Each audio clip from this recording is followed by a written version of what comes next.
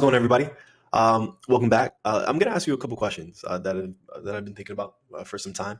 Have you ever wondered why food shows up in the Bible so often? Why did God plant trees before He even made people?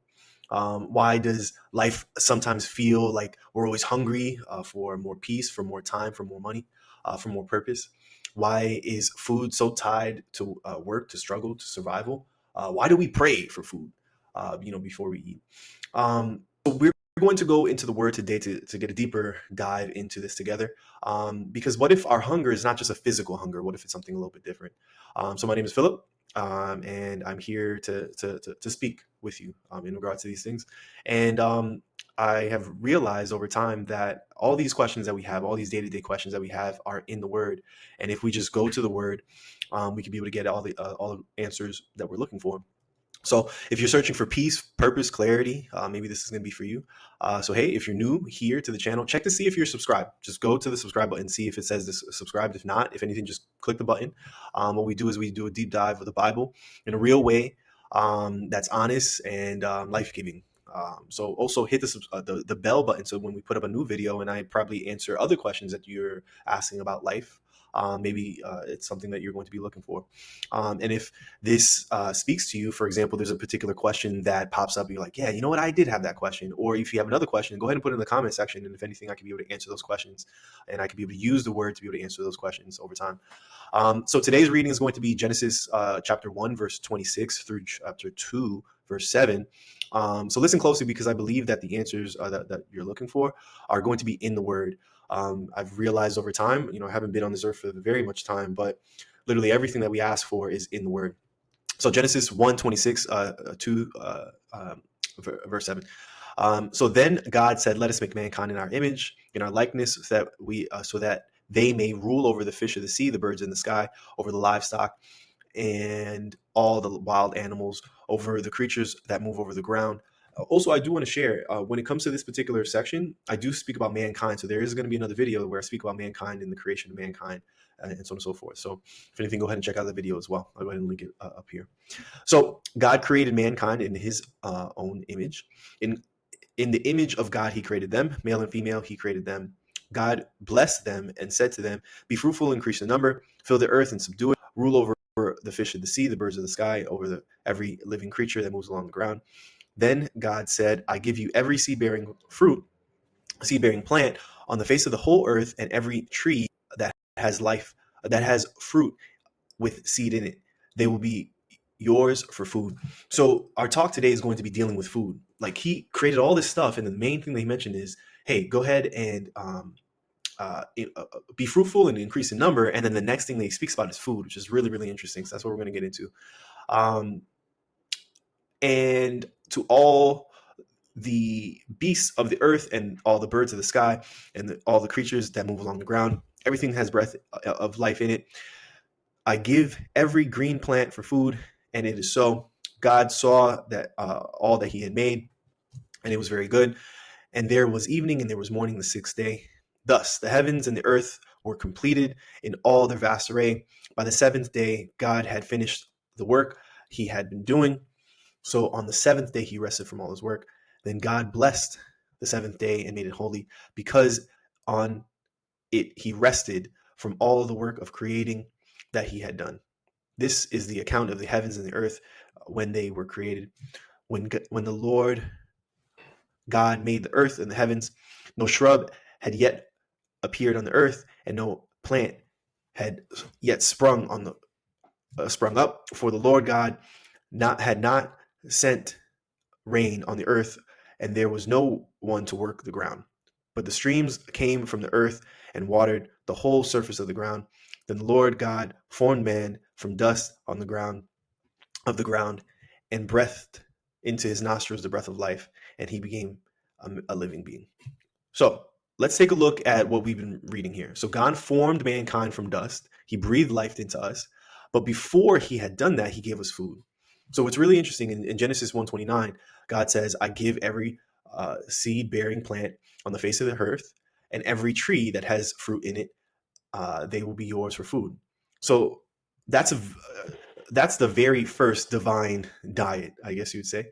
And it was plant-based. It was seed. filled and freely given. It wasn't earned labor. It wasn't no labor was necessary for it. It was a gift. So let me say it again. God prepared the table before we ever took breath.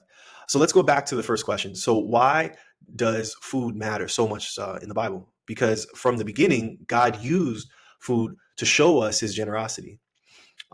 He didn't make it like a hustle make it where we had to hustle for it. He just handed it over, and everything he tells us after making and the first thing he tells us after making it is, here, eat, I've provided, which is really cool.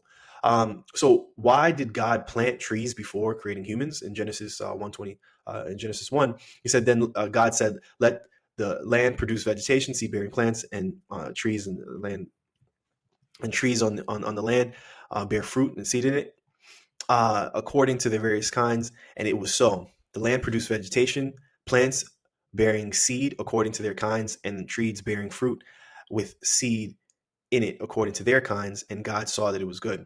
So this is the first day of creation, and food came before us. God is saying, before your breath, I gave you bread. Before your steps, I gave you seed. That's who he is. So he gives prior to us needing. So there's plenty of times that I go through life and I recognized, hey, he gave me X, Y, and Z prior to me even needing it, and I didn't even know it. And that's the way that God works, which is really, really cool. So let's move on. So why do food, money, and work feel so connected today? So in Genesis 3:17 through 19, it says, cursed is the ground because of you. Through painful toil, you eat food from it in all the days of your life. It will produce thorns and thistles for you, and you will eat the plants of the field by the sweat of your brow.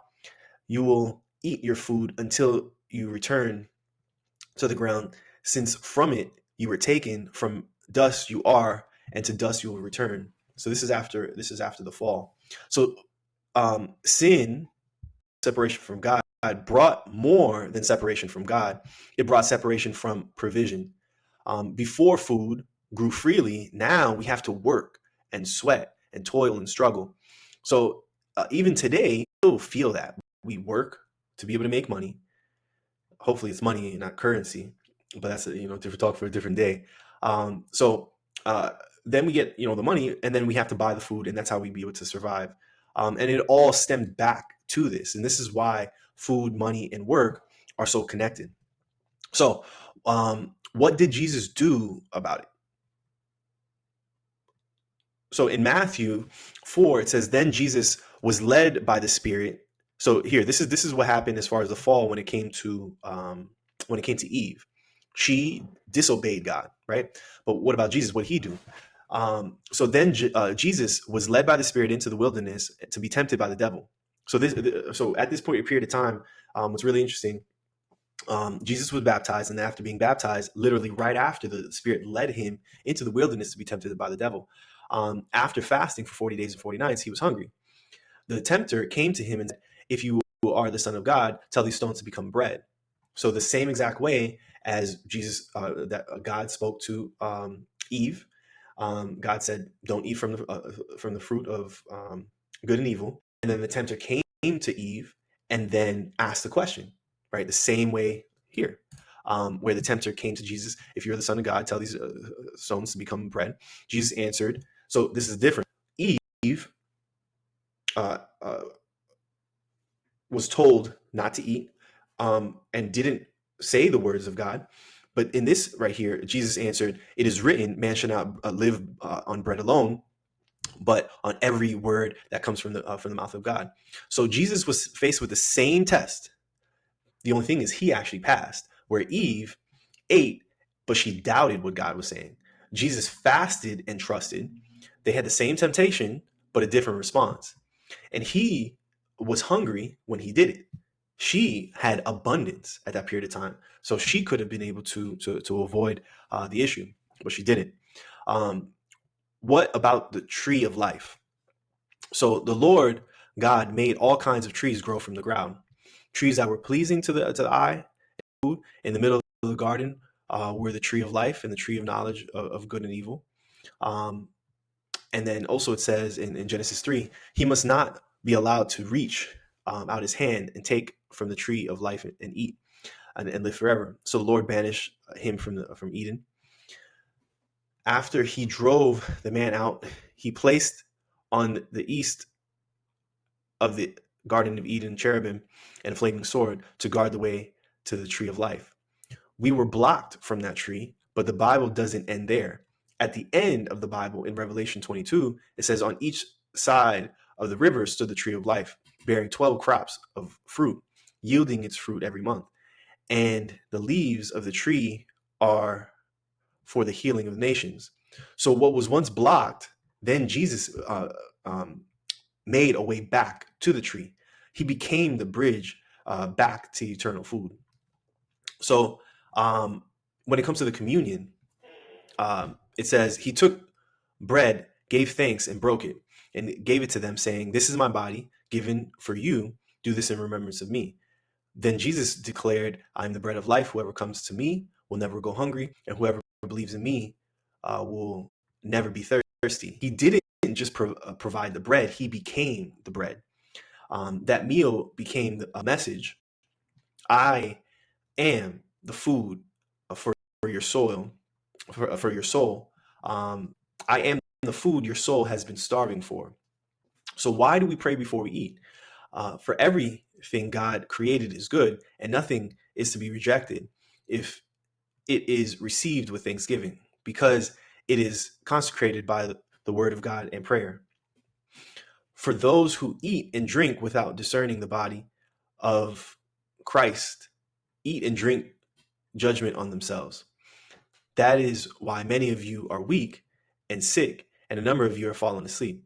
So prayer before meals isn't just a routine; it's reverence. It turns a plate into an altar. It reminds us to honor the one who provides. And when we forget to be grateful, even something as simple as eating can lead us away from God's heart. So is food still a struggle today? In Ephesians, in Ecclesiastics, it says, "This is what I have observed to be good. That is that it is appropriate for a person to eat and drink and to find satisfaction in their toilsome labor under the sun during the few days of life God has given them, for it is their lot." Also in Proverbs 10, it says, "The Lord does not let the righteous go hungry, but thwarts the cravings of the wicked." So yes, we still work for food. Yes, we still feel the pleasure, but God hasn't changed. He still provides and still satisfies. He tells us, "I see your labor and I still feed the righteous." So every meal is like a mirror. Ask yourself, am I grateful or am I just consuming? Do I see the provider or do I see the provision? Am I feeding my spirit or just my stomach? So food isn't just physical, it reveals where our trust lies. So the cross. So in 1 Peter 2, it says, "He himself bore our sins in his body on the cross so that we might die to sin and live forever and live for righteousness. By his wounds you have been healed." So the tree of life was blocked by Eden. Then Jesus was nailed to a tree in our place. That tree of death became the door back to life. So John 6, it says, "I am the living bread that came down from heaven. Whoever eats this bread will live forever. This bread is my flesh, which I will give for the life of the world." So why are we so hungry? Because we made for more than just food. We were made for fellowship with God. Jesus doesn't just give us bread. He is the bread. He says, "Whoever eats this bread will live forever." That's not just about heaven. It's about being full here and now. So let's talk about it in the comments. I want to know what your thoughts are. What's something that you've been praying for right now? What part of the word spoke to you today? Drop it below, and I'll read every comment, and I'd love to be able to pray with you. So if you got something from this video, don't just keep it to yourself. Like the video. It helps us to reach more people who are in need of the word, and also lets us know, hey, listen, I actually do like this content. Share it with somebody else who is probably for God, for clarity, for truth. Subscribe to join the journey, because this is more than just a channel. It's a space that we can be able to grow together in the word. So always remember, I am not the answer. The Word is the answer, and Jesus is the Word. So if you're hungry, go to Him and just keep reading. Thank you very much for your time, and I'll speak to you in the next video. God bless.